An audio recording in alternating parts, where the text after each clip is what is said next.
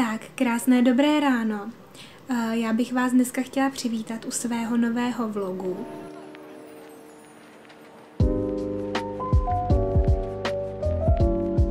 Tak a dneska ráno jsem se rozhodla, že budu udělat levandulovou šťávu.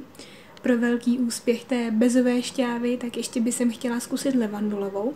Doporučovala mi švagrová, takže bych to chtěla vyzkoušet. No a já si myslím, že to tady nemusím víc dál nějak okecávat a že rovnou vám to půjdu ukázat, jak to jdu dělat. Tak, já už tady mám připravenou levanduli a jdu se na to vrhnout. Omlouvám se, tady mi vedle syčí oběd. A nejdřív ji oberu a vložím do hrnce a ten postup na tu šťávu bude v podstatě stejný jako u té bezové šťávy. To najdete v předchozím videu, ale vložím vám sem zase recept a pak dám vědět, jak bude chutnat.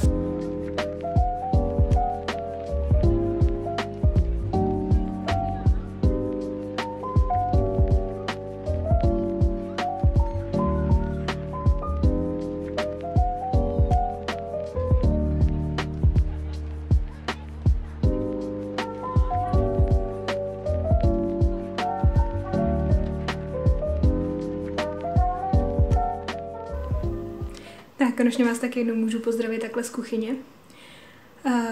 Jak vidíte, tak krásně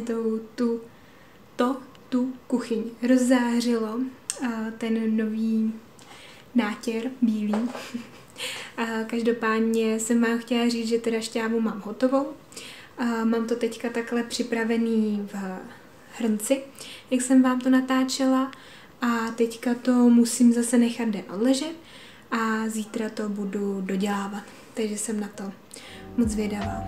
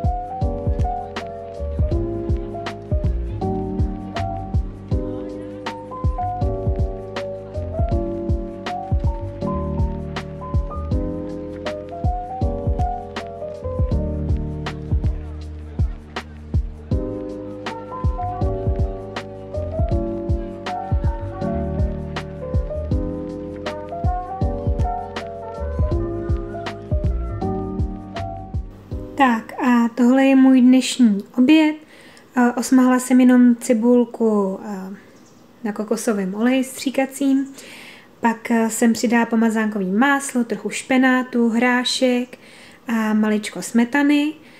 Na to jsem dala z plechovky lososa a ještě rajčátka.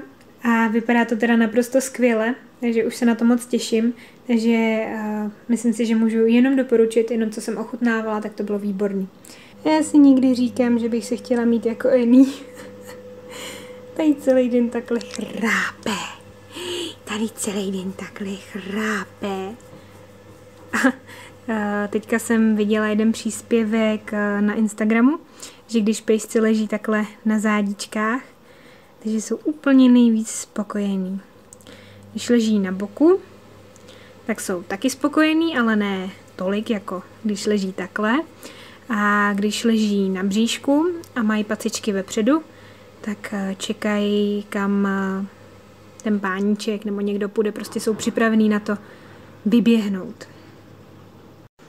Já se teda omlouvám, jak to tady mám nevzhledně rozvěšený, ale sušička nám to včera nějak špatně vysušila, takže jsem to tady dávala na štendr doschnout, ale každopádně jsem vám chtěla doporučit nakupování na Vintedu. Tady ta košile z H&M Mama a kupovala jsem jí za 200. Nějak tak. A vytvořila jsem si právě sety.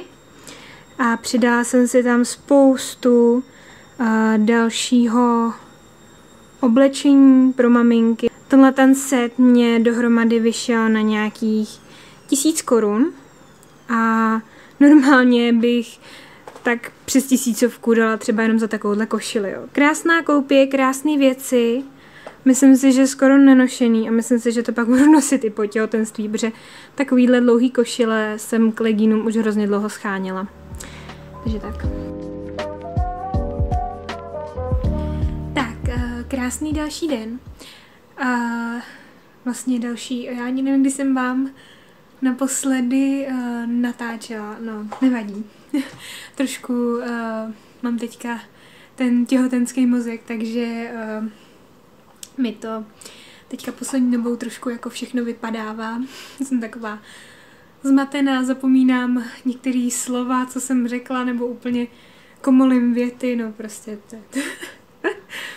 No, leze mi to na hlavu trošku. Každopádně jsem vám chtěla říct, že dneska pojedeme s Pájou na výlet.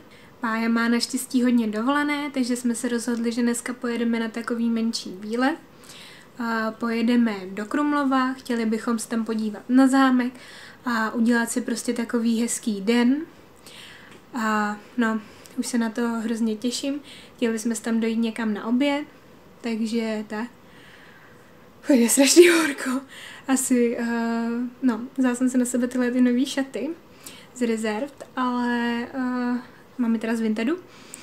Ale teda nevím, jestli se je budu nechávat, je mi v nich strašný horko. Asi ne, asi se budu převlíknout. Fuj. Každopádně jdeme teda na výlet. Moc se těším, konečně někam vypadnu, jak jsem přece jenom doma, tak je to takový dlouhý. Takže jedeme takhle na výlet. No, takže tak, my teda jedeme. A já se jdu asi ještě převlíknout, protože ty šaty jsou docela teplý.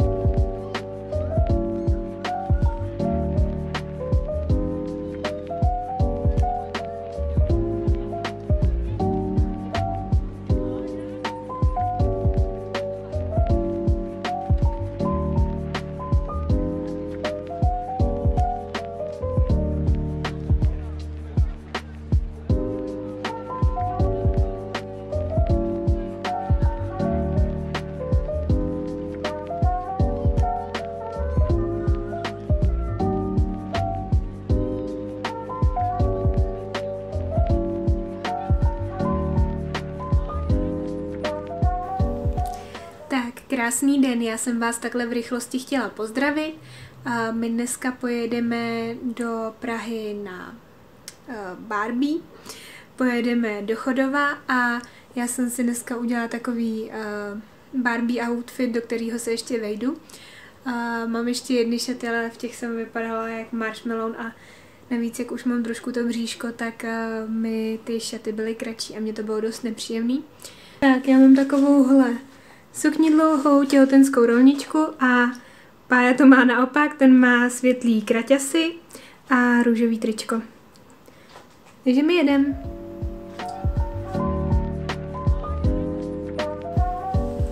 Tak, krásný den. Já jsem zase tady takhle stranou trošku v přítmí. Mám horší světlo, tak se za to omlouvám, ale každopádně jsem vás dneska zase chtěla pozdravit. No a samozřejmě, jak jinak, tady zase křičí děti, nevím, jestli se mají zase nějaký příměstský tábor, nebo co, já nevím, nebo nějaký přípravný tedy, já fakt nevím.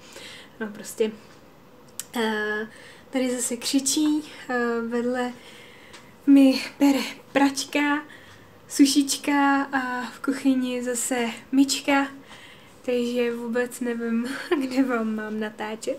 Každopádně bych vám chtěla natočit haul ze Sheineu. Dneska mi přišel veliký balíček, tak bych vám to chtěla ukázat. No a asi jdeme na to. Takže tady to jsem koupila tyhle 3 košíčky, asi za 120 korun, což je paráda. Na plenky a prostě k přebalovacímu pultu na všechny možné potřebné věci. Pak jsem koupila takovouhle velikou tašku pro miminko. Tak, je takhle obrovská. A no, prostě myslím si, že se nám tam potom do porodnice krásně všechno vejde. Dívejte, jaký je tady prostor. Říkám si, že bychom se tam nevešli dokonce. Potom jsem koupila takovouhle hrošíkovou spršku. Tady mám taky nějaký hračky do vody. A pak jsme pro Eňouše koupili takovýhle nádherný vodítko. Už jsem ho dneska rovnou vyzkoušela a jsem z něj fakt nadšená.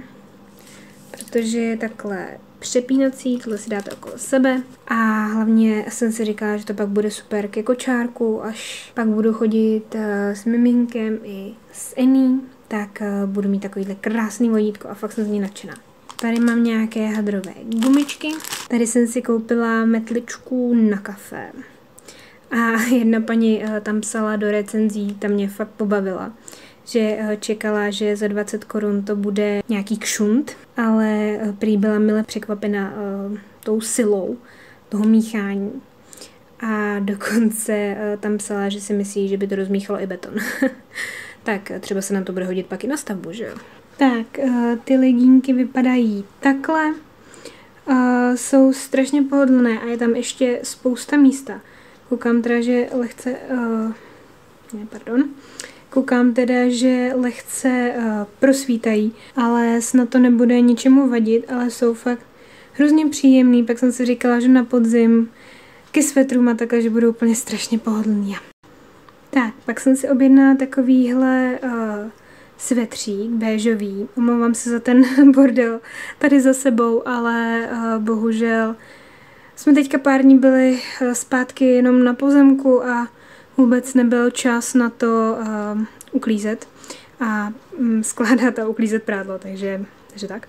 A takhle teda vypadá ten svetřík. Dejte mi vědět, jestli si ho mám nechat nebo jestli ho mám vrátit. Vůbec netuším. Má takovýhle trošku širší rukávy, což jsem úplně nechtěla. Ale chtěla jsem nějaký rozepínací svetřík, protože já mám samý přes hlavu a no prostě nevypadá to úplně hezky, když mám teďka bříško a dám si přes sebe ten svetr bez toho rozepínání. Tak jsem právě si myslela, že takhle by to mohlo hezky jít dohromady s nějakými kousky. No, nevím. Někdo napsal? Dejte mi vědět. Se omlouvám, učí mi tady v pozadí větrák, ale ještě jsem vám chtěla ukázat detail těch legín. To se mi na nich líbí snad úplně nejvíc. A úplně si pak tomu dokážu představit nějaký podzimní outfity. No prostě jsou nádherný. Moc se mi líbí. Sice jsou hodně takový volný, babičkovský, ale na to těhotenství jsou fakt super a teďka si chci poslední dobou cítit co nejvíc pohodlně a tyhle ty legíny to splňují úplně na 100%. Tak, děti už jsou pryč, takže můžu být tady takhle na lepším světle.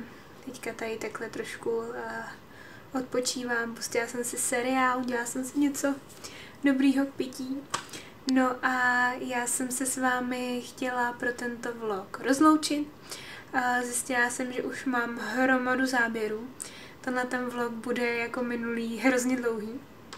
Každopádně mi můžete dát vědět do komentářů, jestli se vám líbí takhle, když jsou ty vlogy delší, nebo jste radši měli ty 10minutové. Mně je to opravdu úplně jedno, jestli vám budu natáčet takhle delší vlogy nebo kratší. Já jsem si jenom říkala, že když jsou to takhle ty 10minutový, že by vás to mohlo víc bavit, že to není tak dlouhý. Ale jako jestli máte radši delší vlogy, tak klidně vám budu natáčet další.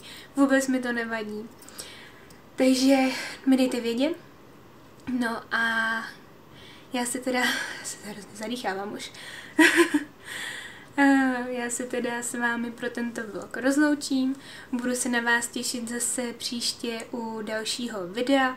Mám teďka strašně moc videí v plánu, tak doufám, že vám to všechno stihnu natočit a sestříhat ještě před porodem. Ještě mám dost času naštěstí, takže by to všechno snad mělo vyjít. Každopádně se mějte teda krásně a určitě mi nezapomeňte dát like a odběr. A já se na vás teda budu těšit zase u dalšího videa. Tak ahoj!